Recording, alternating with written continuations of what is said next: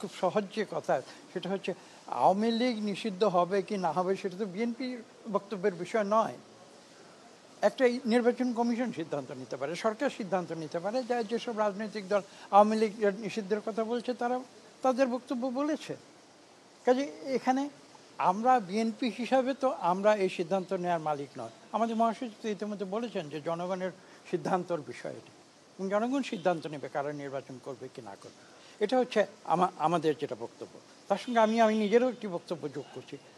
আপনি আমাকে জিজ্ঞাসা করেছেন আওয়ামী লীগ নির্বাচনে আসবে কি আসবে না, বা তাদেরকে গ্রহণ করা হবে কি হবে না, বা তাদের নিষিদ্ধ করা হবে কি হবে না।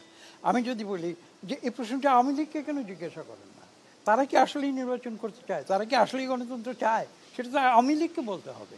আওয়ামী লীগ তো আজকে পর্যন্ত 9 মাস চলে গেছে, একজন আওয়ামী লীগারকে আজকে পর্যন্ত দেখাতে পারবেন যে যারা বলেছে যে তারা দীর্ঘ 15 বছর ধরে এই মানুষের উপরে জুলুম করেছে, ফ্যাসিস্ট কায়দায় এদেশকে তছনছ করে দিয়েছে, লুটপাট করে নিয়েছে, তারা ভুল করেছে, তারা ক্ষমা স্বীকার করছে বাংলাদেশের মানুষের কাছে, তারা আজকে জনগণের মতামত নিয়ে নির্বাচন করছে? আওয়ামী লীগের একটি লোকও কি তা বলেছে? বলেনি। কাজে প্রশ্নটি আসলে আমাদের জিজ্ঞাসা করার কোনো প্রয়োজন নেই। এর উত্তর বাংলাদেশের 18 কোটি মানুষ জানে।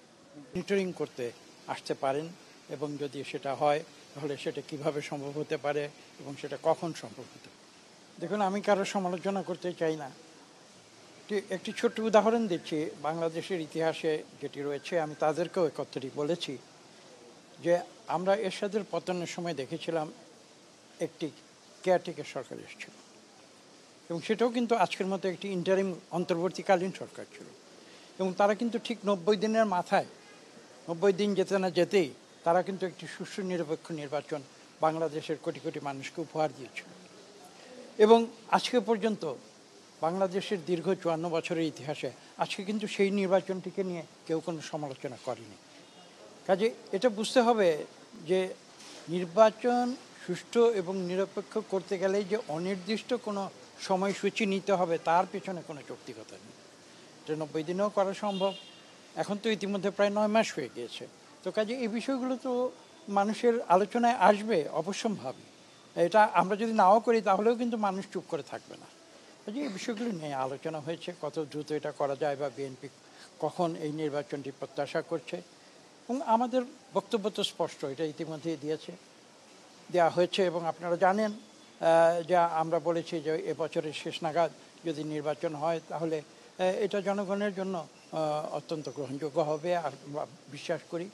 এবং কোনো অহেতুক যদি কোনো বিলম্ব হয় তাহলে যে সমস্যাটি আপনারা দেখতে পাচ্ছেন আজকে বাংলাদেশের যে রাজনৈতিক, সামাজিক এবং অর্থনৈতিক যে পরিস্থিতি, আইন শৃঙ্খলা যে পরিস্থিতি, সেটা কিন্তু আজকে থেকে 9 মাস আগে 5ই আগস্টের পরে যে পরিস্থিতি ছিল তা থেকে সম্পূর্ণ আলাদা।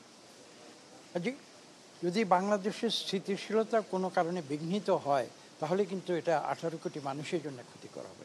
এবং সেজন্যে আমরা একটি কথা জোর দিয়ে বলেছি যে জনগণের যারা সত্যিকার প্রতিনিধি, এবং সেই জনগণের সত্যিকার প্রতিনিধি যেটা নির্ধারিত হতে পারে একমাত্র একটি সুষ্ঠু এবং নিরপেক্ষ নির্বাচনের মাধ্যমে, সেই নির্বাচনটি যত শীঘ্র হয় তাহলেই আমরা বিশ্বাস করি সেটা বাংলাদেশের জন্য মঙ্গলজনক হবে।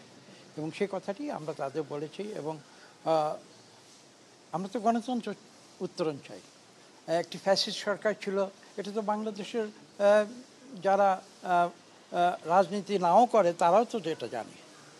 কাজেই সেই পরিস্থিতি থেকে আমরা বের হয়ে এসেছি ছাত্র জনতার আন্দোলনের মাধ্যমে। এটা বাংলাদেশের মানুষের গৌরব। এবং আমরা চাই যে এখন এই অন্তর্বর্তীকালীন পরিস্থিতি থেকে যত দ্রুত সম্ভব আমরা একটি সুষ্ঠু নিরপেক্ষ নির্বাচনের মাধ্যমে একটা গণতান্ত্রিক প্রক্রিয়ায় ফিরে যেতে পারি, যাতে করে দেশের মানুষের সত্যিকারের কল্যাণ সাধন হবে।